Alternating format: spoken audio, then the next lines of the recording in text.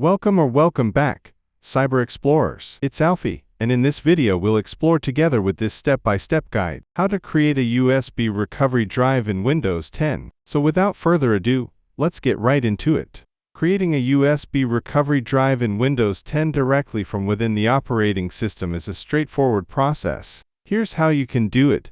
Insert your USB drive into your computer. Ensure it has at least 16 GB of space. This is crucial if you want to be able to reinstall Windows from the recovery drive. Otherwise, you can create a USB recovery drive without the ability to reinstall Windows, which will have limited recovery options and require at least 1 GB of space. Click on the Start button or press the Windows key. Type recovery drive in the search bar and select the tool from the search results. You may be prompted by user account control to confirm that you want to create a recovery drive. Click Yes to proceed. Check the box that says Backup System Files to the recovery drive. This option is crucial as it allows you to reinstall Windows if needed. Click Next to continue. Choose your USB drive from the list of available drives. Ensure you select the correct drive, as choosing the wrong one will erase its contents. Click Next to proceed. Click the Create button to start the process. This step will format your USB drive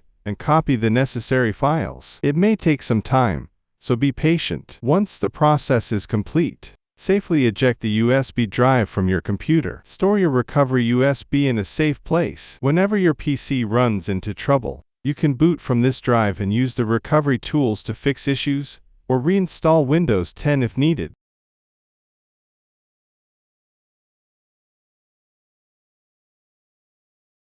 And that's it for today. If you found this video helpful, please give it a thumbs up, consider subscribing, and don't forget to activate the notification bell so you won't miss out on any new uploads. Thank you for watching. Until next time, see you later.